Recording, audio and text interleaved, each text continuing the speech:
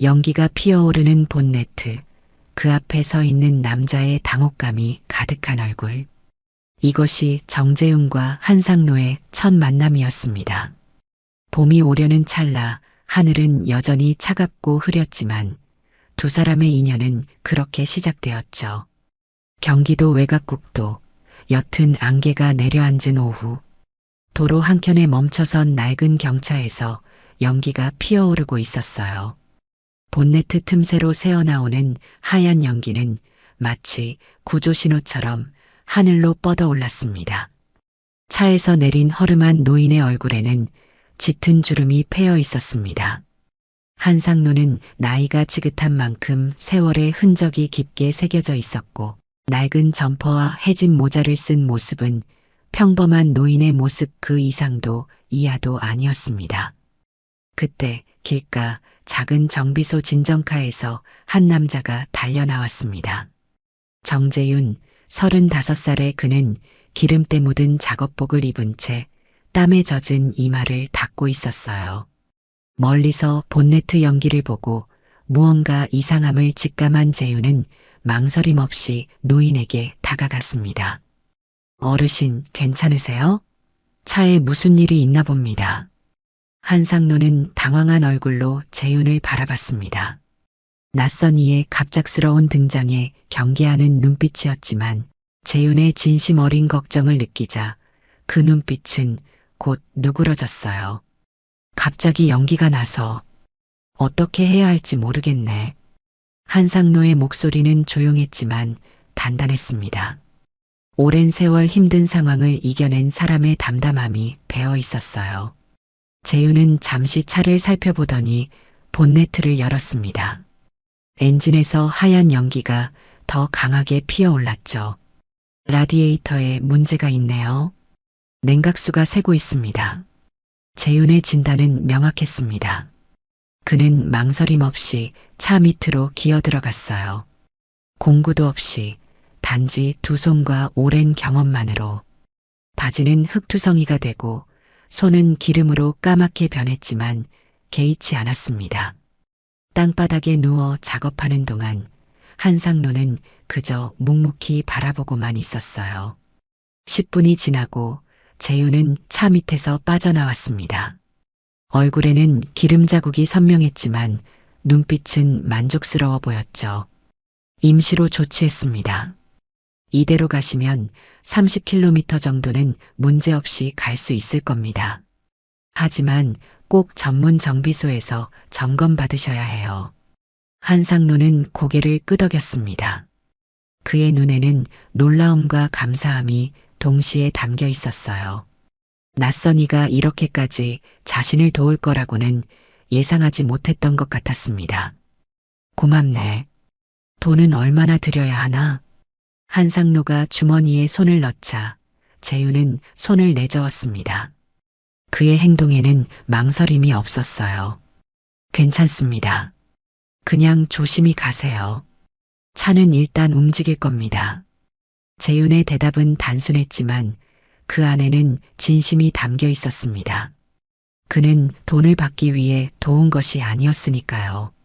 한상로의 눈이 잠시 재윤의 얼굴을 찬찬히 바라봤습니다. 마치 무언가를 기억하려는 듯한 깊은 시선이었어요. 두 사람은 서로의 이름도 묻지 않은 채 헤어졌습니다. 한상로는 고개를 숙여 인사하고 차에 올랐고 재윤은 손을 흔들며 그를 배웅했어요. 연기가 멈춘 경차는 천천히 도로로 다시 진입했습니다. 재윤은 차가 보이지 않을 때까지 서서 지켜봤어요. 그의 얼굴에는 알 수 없는 감정이 스쳐 지나갔습니다. 봄바람이 불어오며 도로 위에 먼지를 날렸습니다. 재윤은 천천히 자신의 정비소로 발걸음을 옮겼어요. 그는 그저 지나가는 한때의 만남이라고 생각했을 뿐, 그 짧은 교류가 자신의 인생을 완전히 바꿔놓을 거라고는 상상조차 하지 못했습니다.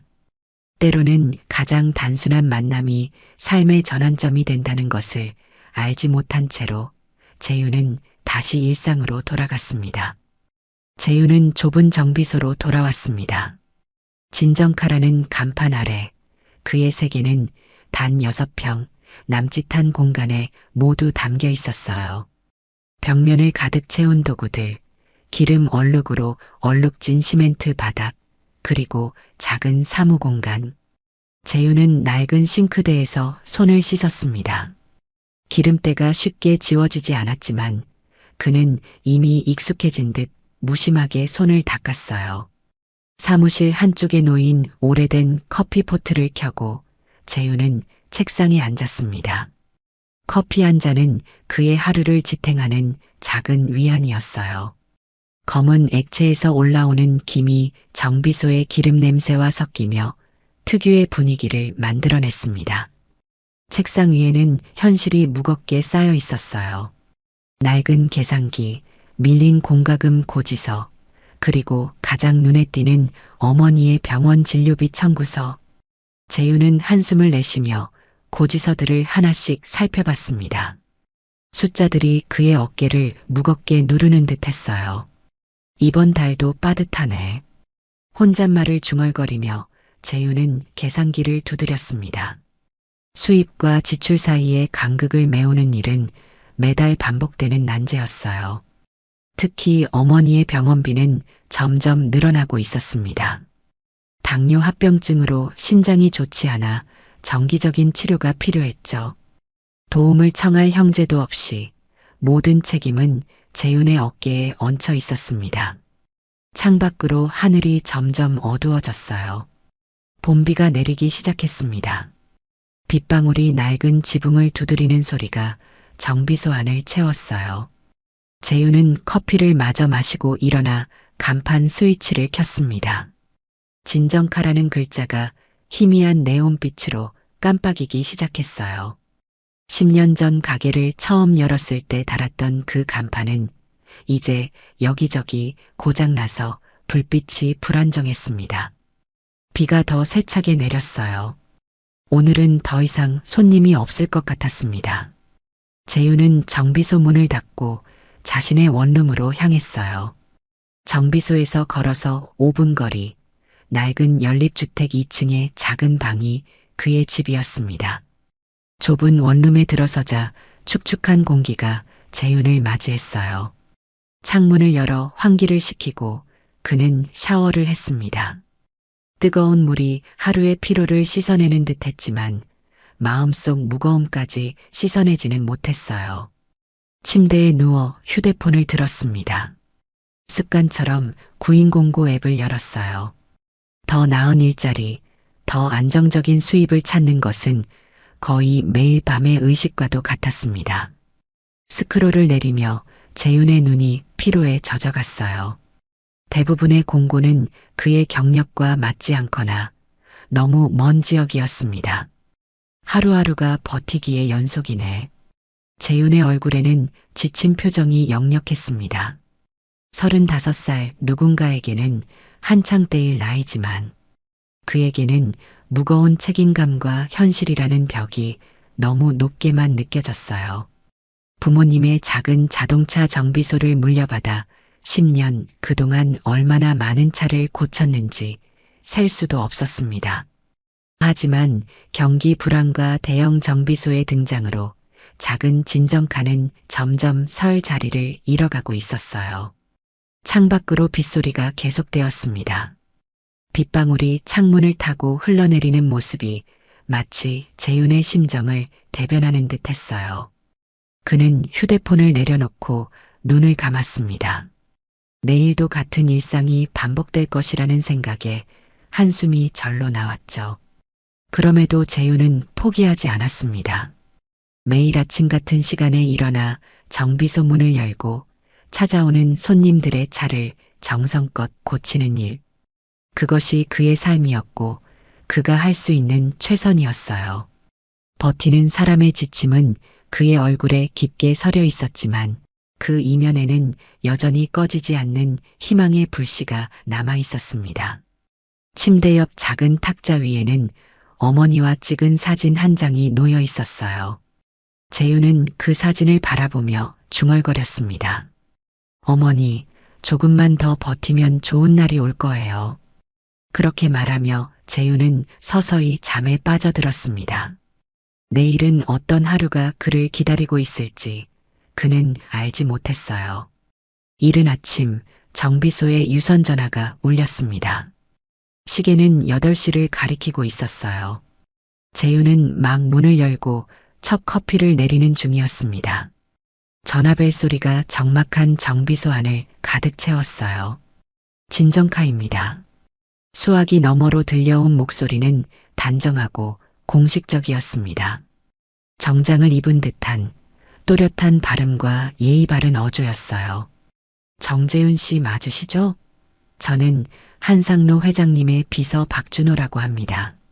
재윤은 잠시 말을 잃었습니다. 한상로라는 이름은 낯설었고 회장이라는 단어는 더욱 생소했어요. 그는 어제 도운 노인이 누구였는지 이름도 묻지 않았습니다. 네, 맞습니다만 누구라고 하셨죠? 어제 도와주신 분입니다. 국도에서 차가 고장 났을 때요. 재윤의 머릿속에 어제의 기억이 되살아났습니다. 본네트에서 연기가 피어오르던 낡은 경차, 그리고 허름한 점퍼를 입은 노인. 그 사람이 회장이라니 믿기지 않는 이야기였어요. 회장님께서 정재윤 씨를 직접 만나고 싶어 하십니다. 시간이 되시면 오늘 오후에 뵙고 싶다고 하셨습니다. 재윤은 당혹스러웠습니다. 어제는 그저 길 가던 사람을 도왔을 뿐인데 이렇게 정식으로 만남을 요청받는 상황이 생경했어요. 장난 아니죠? 제가 뭘 그렇게 해. 재윤의 말에 박 비서의 목소리는 흔들림 없이 진지했습니다. 절대 장난이 아닙니다. 회장님께서 깊은 인상을 받으셨다고 합니다. 장소는 따로 안내드리겠습니다. 오후 3시에 차를 보내도 괜찮으실지요? 재윤은 혼란스러운 마음으로 수화기를 내려놓았습니다. 3시에 차를 보낸다는 말에는 거절할 틈도 주지 않았어요. 정비소 안의 공기가 갑자기 무겁게 느껴졌습니다. 재윤은 멍한 표정으로 공구를 닫기 시작했어요. 손이 미세하게 떨리는 것을 느낄 수 있었습니다. 창밖으로 봄볕이 들어왔지만 재윤의 마음속은 갈피를 잡을 수 없는 감정들로 뒤엉켜 있었어요. 어제의 만남이 단순한 우연이 아니었던 걸까? 아니면 이건 어떤 오해일까? 머릿속이 복잡해졌습니다. 한상로 회장. 재윤은 중얼거리며 인터넷을 검색했습니다. 검색 결과에 나타난 정보에 그의 눈이 커졌어요. 한일그룹 총수 한상로 회장이라는 제목의 기사들이 쏟아졌습니다. 국내 10대 그룹 중 하나인 한일그룹의 회장이 바로 어제 그가 도운 노인이었단 말입니까? 재윤은 의자에 깊이 기대앉았습니다. 그런 대기업 회장이 왜 허름한 경차를 타고 다니고 있었는지, 더군다나 왜 혼자서? 의문이 꼬리에 꼬리를 물었어요. 그리고 무엇보다 왜 자신 같은 평범한 정비공을 만나고 싶어 하는지가 가장 큰 의문이었습니다. 오전 내내 손님은 몇 명 없었습니다. 재윤은 일상적인 작업을 하면서도 계속해서 오후 3시의 만남에 대해 생각했어요. 무슨 옷을 입어야 할까? 뭐라고 말해야 할까? 평소에는 생각해 본 적 없는 고민들이 그를 따라다녔습니다. 점심시간 재윤은 평소처럼 정비소 앞 작은 분식집에서 라면 한 그릇을 먹었습니다. 그런데 오늘은 라면 맛도 느껴지지 않았어요. 머릿속이 온통 오후의 만남으로 가득 차 있어서 식사에 집중할 수 없었습니다. 정비소로 돌아온 재윤은 세면대 앞에 서서 자신의 모습을 바라봤어요. 기름때가 묻은 작업복, 거친 손, 하루도 빠짐없이 정비소를 지켜온 흔적들이 그의 몸 곳곳에 새겨져 있었습니다. 그는 천천히 얼굴을 씻고 머리를 정돈했어요. 어쩐지 꿈 같은 일이 벌어지는 듯한 기분이었습니다.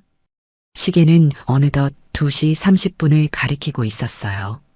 재윤은 정비소에 불필요한 불을 끄고 공구들을 정리했습니다. 손님이 오면 어쩌나 싶어 잠시 외출 표지판을 문에 걸었어요. 이런 표지판을 사용한 것은 정비소를 연 이래 처음이었습니다. 차가 오기를 기다리며 재윤의 가슴은 묘한 긴장감으로 뛰고 있었어요. 무슨 일이 벌어질지 모르는 불확실함, 하지만 그 속에 숨겨진 작은 기대감까지. 그는 평소에 경험해보지 못한 감정들을 느끼고 있었습니다. 이게 다 무슨 일이람. 재윤이 중얼거리는 순간 정비소 앞에 검은색 고급 세단 한 대가 부드럽게 멈춰 섰습니다. 차 문이 열리고 정장을 입은 운전기사가 내렸어요. 재윤의 인생에 새로운 장이 열리려 하고 있었습니다. 검은 차의 뒷좌석에 앉은 재윤은 낯선 세계로 들어서는 듯한 기분이었습니다. 가죽 시트의 부드러운 감촉, 조용히 흐르는 클래식 음악, 그리고 은은한 향기까지. 모든 것이 그의 일상과는 거리가 멀었어요. 어디로 가는 건가요? 재윤의 질문에 운전기사는 간결하게 대답했습니다. 회장님의 별장입니다. 1시간 정도 소요될 예정입니다. 재윤은 창밖으로 흘러가는 풍경을 바라봤습니다. 도심을 벗어나 점점 한적한 교외로 향하고 있었어요. 봄이 시작된 산자락은 연두빛으로 물들어가고 있었습니다. 낯선 여정이었지만 이상하게도 마음이 차분해지는 느낌이었어요. 차는 한적한 산길을 따라 올라갔습니다. 도착한 곳은 고유한 한옥 스타일의 별장이었어요. 현대적으로 재해석된 한옥은 자연과 조화를 이루며 산자락에 자리 잡고 있었습니다. 돌계단을 따라 올라가자 넓은 마당이 펼쳐졌어요. 소나무 한 그루가 마당 한가운데 서 있었고 작은 연못에는 물고기들이 유유히 헤엄치고 있었습니다. 이쪽으로 오시죠. 비서로 보이는 남자가 재윤을 안내했습니다.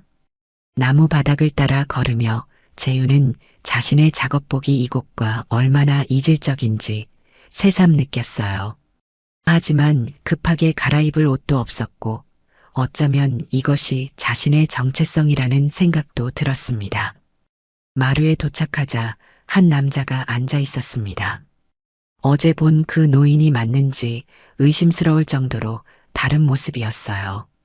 허름한 점퍼 대신 단정한 셔츠를 입고 격식을 갖춘 모습의 한상노 회장이 재윤을 바라보고 있었습니다. 앉으시죠, 정재윤 씨. 재윤은 어색하게 마루에 앉았습니다. 이런 상황이 처음이라 어떻게 행동해야 할지 몰라 긴장했어요. 그의 손은 여전히 기름때가 남아 있었고 작업복은 구겨져 있었습니다. 하지만 한상노의 시선에는 그런 외형적인 것을 보는 듯하지 않았어요. 어제는 고마웠습니다. 덕분에 무사히 돌아올 수 있었어요. 한상노의 목소리는 어제와 같이 차분했지만 더 정중했습니다. 재윤은 고개를 숙였어요. 별거 아닙니다. 누구든 그렇게 했을 거예요. 그렇지 않습니다. 요즘 세상에 그런 선의를 베푸는 사람이 얼마나 될까요? 방 안에 침묵이 흘렀습니다. 창밖에서 새소리가 들려왔어요. 너무 정제된 공간에 재윤은 더욱 긴장했지만 한상노의 부드러운 미소가 그 긴장을 조금씩 풀어주고 있었습니다. 궁금하실 테죠? 왜 당신을 이곳까지 부르게 되었는지. 재윤은 고개를 끄덕였습니다. 그것이 바로 가장 알고 싶은 질문이었으니까요. 어제 당신이 제 인생에 어떤 인상을 남겼는지 아십니까? 한상노는 차를 한 모금 마시고 이야기를 이어갔습니다. 50년 넘게 기업을 경영하며 수많은 사람들을 만났습니다. 대부분은 제 지위나 부를 보고 다가오죠. 하지만 당신은 달랐어요. 저를 그저 도움이 필요한 노인으로 봤을 뿐. 재윤은 자신이 한 행동이 그렇게 특별하게 느껴지지 않았습니다. 그저 당연한 일을 한 것뿐이었어요. 더 놀라운 건 당신이 보여준 솜씨였습니다. 공구도 없이 차 밑에 들어가 문제를 해결했죠. 그 모습이 인상적이었어요. 한상노의 눈빛이 진지해졌습니다. 마치 무언가를 결심한 듯한 표정이었어요. 이런 말씀을 드려도 될지 모르겠지만 한번 살아보고 싶은 사람이네요. 재윤은 그 말의 의미를 완전히 이해하지 못했습니다. 하지만 그 진심은 느낄 수 있었어요. 한상노의 눈에는 오랜 세월의 경험과 지혜가 깃들어 있었습니다. 정비소는 언제부터 하셨나요? 대화는 자연스럽게 재윤의 이야기로 흘러갔습니다. 그는 부모님으로부터 물려받은 정비소 이야기, 어머니의 병환, 그리고 점점 어려워지는 경영 환경에 대해 솔직하게 이야기했어요. 평소에는 누구에게도 털어놓지 않던 이야기들이 한상노 앞에서는 자연스럽게 흘러나왔습니다. 한상노는 묵묵히 듣고 있었어요. 판단하거나 조언하지 않고 그저 재윤의 이야기에 귀 기울이는 모습이 인상적이었습니다. 두 사람 사이에는 나이와 지위의 차이를 넘어선 이상한 유대감이 형성되고 있었어요. 대화가 끝나고 한상노는 재윤을 마당으로 안내했습니다. 저녁놀이 산자락을 붉게 물들이고 있었어요. 재윤 씨, 조만간 다시 연락드리겠습니다. 오늘은 그저 서로를 알아가는 시간이었으면 합니다. 재윤은 고개를 숙여 인사했습니다. 그리고 같은 검은 차를 타고 정비소로 돌아왔어요. 돌아오는 길 재윤의 마음속에는 알 수 없는 감정이 일렁이고 있었습니다. 마치 인생의 새로운 장이 열릴 것 같은 예감이었어요. 며칠이 지났습니다. 재윤은 평소와 다름없이 정비소를 운영하고 있었지만 마음 한구석에는 계속해서 한상노 회장과의 만남이 맴돌고 있었어요. 그가 말한 한번 살아보고 싶은 사람이라는 표현이 무슨 의미인지 자꾸만 생각하게 되었습니다. 그날 오후 정비소로 한 남자가 찾아왔습니다. 그는 손에 서류 봉투를 들고 있었어요. 재윤은 평소처럼 반갑게 맞이했지만 그 남자가 한상노 회장의 비서라는 것을 알게 되자 심장이 빠르게 뛰기 시작했습니다. 이것은 회장님께서 직접 보내신 것입니다. 비서는 공손하게 서류 봉투를 건넸습니다. 재윤은 떨리는 손으로 그것을 받아들었어요. 봉투 안에는 한일그룹 자동차 계열 기술 고문 초빙 제안서라는 제목의 문서가 들어 있었습니다. 재윤의 눈이 커졌어요. 이것은 단순한 취업 제안이 아니었습니다. 대기업의 기술 고문이라니, 그것도 국내 굴지의 한일그룹에서. 서류에는 연봉, 복지 혜택, 근무 조건 등이 상세히 기록되어 있었어요. 그 금액을 보고 재윤은 숨을 멈췄습니다. 지금 정비소에서 버는 것의 5배가 넘는 금액이었죠. 회장님께서는 이것이 단지 직함만을 위한 제안이 아니라고 말씀하셨습니다. 비서의 말에 재윤은 고개를 들었습니다. 회장님께서는 정재윤 씨가 진정한 가치를 지닌 사람임을 증명하고 싶어 하십니다. 당신의 재능과 인성이 한일그룹의 큰 자산이 될 거라 믿으시는 겁니다. 재윤은 말을 잇지 못했어요. 이런 제안을 받다니 꿈만 같았습니다. 하지만 동시에 망설임도 컸어요. 10년 넘게 지켜온 이 작은 정비소를 버릴 수 있을까? 부모님의 유산과도 같은 이곳을 떠날 수 있을까? 생각하실 시간이 필요하실 테죠. 일주일 후에 회장님께서 답변을 기다리신다고 전해달라 하셨습니다. 비서가 떠난 후 재윤은 한참 동안 그 자리에 서 있었습니다. 제안서를 들고 있는 손이 떨렸어요. 그는 천천히 의자에 앉아 제안서를 다시 꼼꼼히 읽어보았습니다. 현실인지 꿈인지 구분이 되지 않았어요. 그날 저녁 재윤은 병원에 계신 어머니를 찾아갔습니다. 병실 침대에 누워 계신 어머니는 창백했지만 아들을 보는 눈빛은 여전히 따뜻했어요. 재윤은 어머니에게 한상노 회장과의 만남부터 제안서까지 모든 일을 이야기했습니다. 그래서 어떻게 할 생각이니?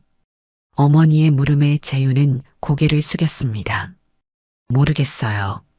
정비소는 우리 가족의 역사인데 그걸 제가 어떻게 포기할 수 있겠어요? 어머니는 천천히 손을 뻗어 재윤의 머리를 쓰다듬었습니다. 그 손길은 재윤이 어릴 적 느꼈던 것과 똑같이 따뜻했어요. 내 아버지가 살아계셨다면 뭐라고 하셨을까? 재윤은 어머니를 바라봤습니다. 아버지의 얼굴이 희미하게 떠올랐어요. 아마 도전해보라고 하셨을 것 같아요.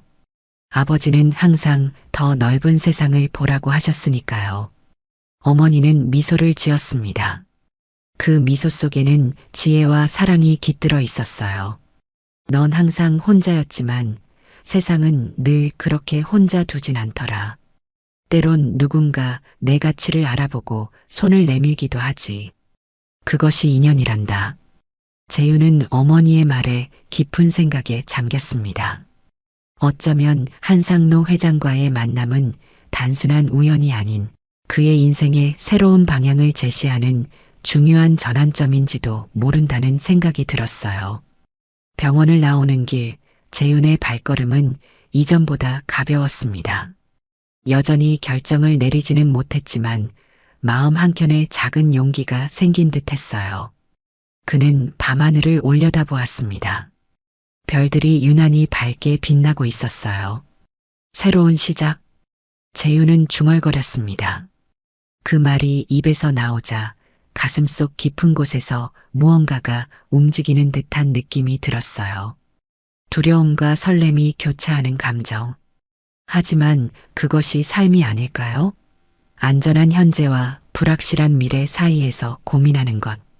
그리고 때로는 용기 있게 변화를 선택하는 것. 재윤은 그날 밤 오랜만에 편안한 잠을 잤습니다. 꿈속에서 그는 넓은 도로를 달리고 있었어요. 그 길의 끝에는 무엇이 기다리고 있을까? 아직은 알 수 없었지만 그것이 새로운 시작임은 분명했습니다. 일주일이 빠르게 지나갔습니다. 재윤은 고민 끝에 결정을 내렸어요. 그는 한일그룹의 제안을 받아들이기로 했습니다. 물론 쉬운 결정은 아니었어요. 정비소를 떠난다는 것은 단순히 일터를 바꾸는 것 이상의 의미였으니까요. 부모님의 유산과도 같은 이곳을 떠나는 것은 마치 자신의 일부를 떼어내는 듯한 느낌이었습니다. 이른 아침 재윤은 정비소 앞에 서 있었습니다. 아직 문은 열지 않은 채로요. 그는 한참을 가게 간판을 올려다보았어요. 발엔 진정카라는 글자가 아침 햇살에 빛나고 있었습니다. 10년이 넘는 시간 동안 이 간판 아래에서 그는 수많은 차를 고치고 사람들을 만났어요. 그 모든 순간들이 주마등처럼 스쳐 지나갔습니다. 재윤은 천천히 손을 뻗어 간판의 나사를 풀기 시작했어요. 이제는 더 이상 이 간판이 필요하지 않을 테니까요. 나사 하나하나를 풀 때마다 가슴이 아려왔습니다. 마치 오래된 친구와 작별 인사를 하는 것 같은 기분이었어요. 삼촌, 뭐 하세요? 갑작스러운 목소리에 재윤은 돌아봤습니다. 동네 아이 민수가 자전거에서 내려 그를 바라보고 있었어요. 초등학교 4학년인 민수는 종종 정비소에 들러 재윤이 일하는 모습을 구경했던 아이입니다. 아, 민수야. 삼촌이 잠시 다른 곳에 가게 되어서 민수의 눈이 커졌습니다. 아이의 표정에는 놀라움과 아쉬움이 동시에 담겨 있었어요. 삼촌 어디 가요? 오래 가요? 재윤은 잠시 말을 잇지 못했습니다. 그 자신도 얼마나 오래 떠나 있을지 알 수 없었으니까요. 그는 민수의 머리를 가볍게 쓰다듬었어요. 조금 멀리. 차 공부하러 가는 거야. 민수는 고개를 갸웃했습니다. 그의 어린 눈에는 순수한 호기심이 담겨 있었어요. 삼촌은 이미 차 고치는 거 다 알잖아요. 왜 또 공부해요? 재윤은 웃음을 지었습니다. 아이의 단순한 질문에 답하기가 생각보다 어려웠어요. 세상에는 알아야 할 것들이 아직 많이 남아있거든. 더 좋은 기술을 배워서 더 많은 차들을 고치고 싶어? 민수는 진지하게 고개를 끄덕였습니다. 아이에게는 그 설명으로 충분한 듯 했어요. 그럼 나중에 또 와요? 그럼 꼭 돌아올게. 민수는 만족한 듯 다시 자전거에 올라탔습니다. 그리고 손을 흔들며 멀어져 갔어요. 재윤은 한참 동안 아이의 뒷모습을 바라봤습니다. 이런 작은 인연들까지도 그는 정비소와 함께 뒤로 하게 되는 것이었죠. 간판을 내린 재윤은 정비소 안으로 들어갔습니다. 마지막으로 모든 것을 정리할 시간이었어요. 그는 공구들을 하나하나 닫고 서랍들을 정리했습니다. 각각의 물건들에는 그만의 추억이 담겨 있었어요.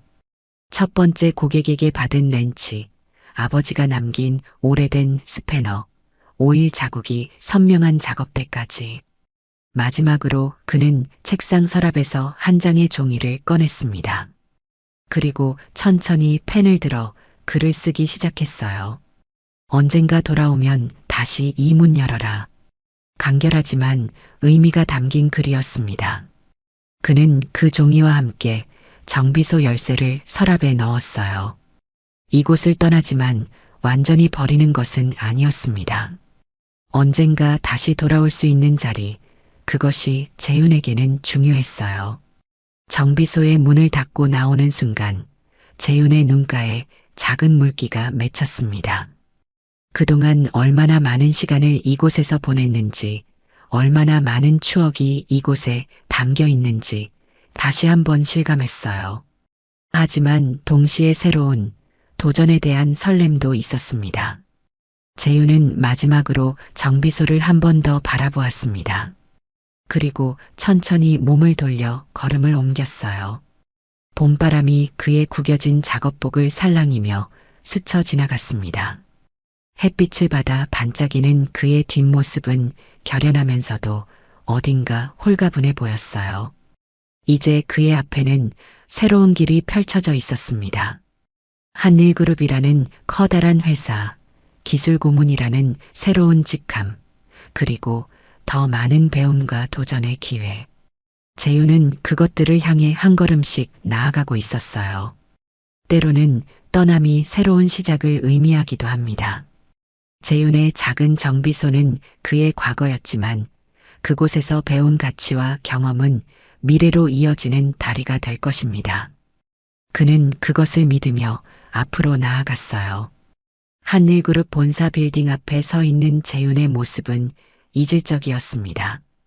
유리와 철골로 지어진 고층 건물은 하늘을 찌르듯이 높았고 그 앞에 선 재윤은 여전히 단정하게 정돈된 작업복을 입고 있었어요. 그는 일부러 새 옷을 사지 않았습니다. 이것이 자신의 정체성이라고 생각했기 때문이죠. 재윤은 깊은 숨을 한번 들이마시고 건물 안으로 들어섰습니다. 로비는 웅장했어요. 대리석 바닥, 높은 천장, 그리고 세련된 인테리어가 방문객들을 압도했습니다. 안내 데스크에서 신분을 밝히자 직원이 공손하게 22층으로 안내해 주었어요. 엘리베이터에서 내리자 한일모터스 기술연구팀이라는 표지가 보였습니다. 재윤의 심장이 빠르게 뛰기 시작했어요. 이제 정말로 새로운 삶이 시작되는 순간이었습니다. 정재윤 씨 기다리고 있었습니다. 박 비서가 그를 맞이했습니다. 재윤을 본 순간 그의 시선이 작업복에 잠시 머물렀지만 곧 무표정한 얼굴로 돌아갔어요. 그는 재윤을 회사 내부로 안내했습니다. 사무실을 지나가는 동안 정장을 차려입은 직원들의 시선이 재윤에게 집중되었어요. 그들은 수군거리며 이 낯선 작업복 차림의 남자가 누구인지 궁금해하는 듯 했습니다. 재윤은 그들의 시선이 불편했지만 당당하게 걸음을 옮겼어요. 이쪽이 회장님의 집무실입니다. 잠시만 기다려주세요. 박 비서는 문을 열고 안으로 들어갔다가 곧 다시 나와 재윤을 안내했습니다. 넓은 집무실 안에는 한상노 회장이 창가에 서 있었어요. 그는 창밖을 바라보다가 재윤이 들어오자 돌아섰습니다.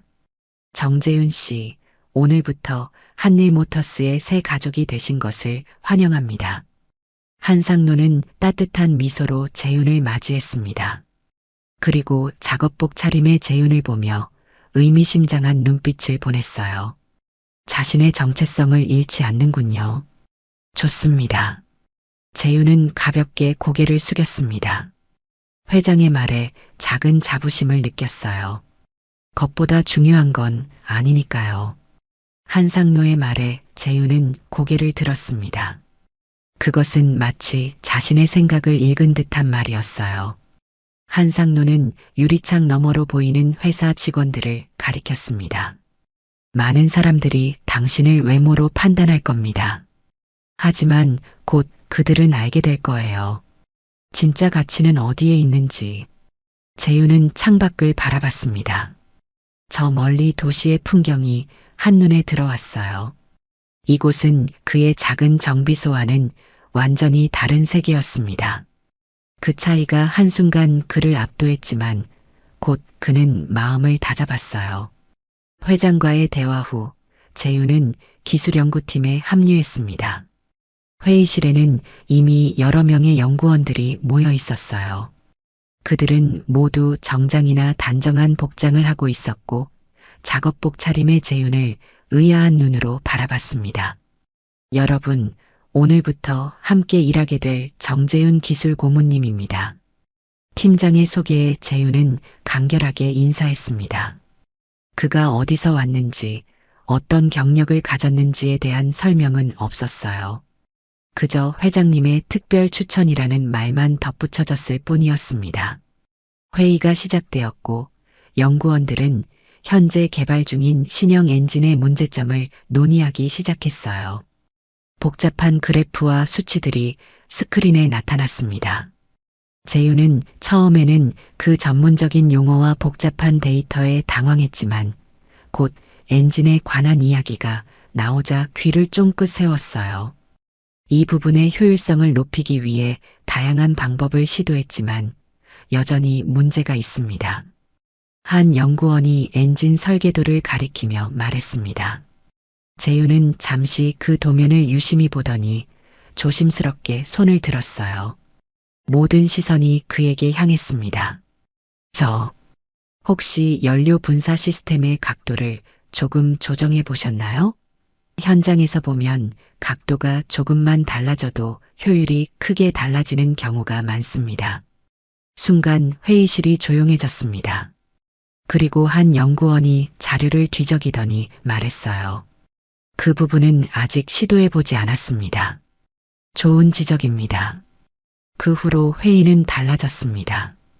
재윤의 현장 경험에서 나온 조언들은 이론적 지식만으로는 생각해내기 어려운 실질적인 해결책을 제시했어요. 연구원들은 점점 그의 의견에 귀를 기울이기 시작했습니다. 회의가 끝나고 팀장이 재윤에게 다가왔습니다. 정말 인상적이었습니다. 처음에는 의아했지만 이제 왜 회장님께서 당신을 특별히 추천하셨는지 이해가 됩니다. 재윤은 겸손하게 고개를 숙였습니다. 그의 마음속에는 작은 성취감이 피어올랐어요. 이곳에서도 자신의 가치를 증명할 수 있다는 자신감이 생겼습니다. 그날 저녁 재윤은 새로 배정받은 회사 숙소로 돌아갔습니다. 넓고 깨끗한 아파트는 그의 작은 원룸과는 비교할 수 없었어요. 그는 창가에 서서 밤의 도시를 바라봤습니다. 수많은 불빛들이 마치 별처럼 빛나고 있었어요. 새로운 시작이구나. 재윤은 중얼거렸습니다. 이것은 단순한 직장의 변화가 아니라 그의 인생 전체에 새로운 장이 열린 것이었어요. 그리고 그는 이 도전을 두려워하지 않기로 했습니다. 자신의 정체성을 지키며 새로운 세계에서 자신의 가치를 증명해 나갈 것입니다. 한 달이 지났습니다. 재윤은 한일모터스에서 자신만의 자리를 조금씩 찾아가고 있었어요. 처음에는 작업복 차림의 그를 의아하게 바라보던 동료들도 이제는 그의 실력과 성실함을 인정하기 시작했습니다. 현장 경험에서 나온 그의 조언들은 종종 연구팀에게 새로운 시각을 제공했어요. 어느 화창한 오후 재윤은 회사 마당으로 불려갔습니다. 그곳에는 익숙한 모습의 차 한 대가 서 있었어요. 바로 재윤이 처음 한상노 회장을 만났을 때의 그 낡은 경차였습니다. 회장은 그 옆에 서서 재윤을 기다리고 있었죠. 오랜만이네요. 이 차를 보니. 한상노는 옅은 미소를 지었습니다. 그의 눈에는 따뜻한 감정이 담겨 있었어요. 이 차가 우리의 인연을 만들어줬으니 특별한 의미가 있잖아요. 한번 살펴봐 주시겠습니까? 재윤은 고개를 끄덕이고 본네트를 열었습니다. 마치 그날로 돌아간 듯한 느낌이었어요. 하지만 이번에는 공구도 있고 더 좋은 환경에서 차를 점검할 수 있었습니다. 엔진은 생각보다 상태가 좋지 않았어요.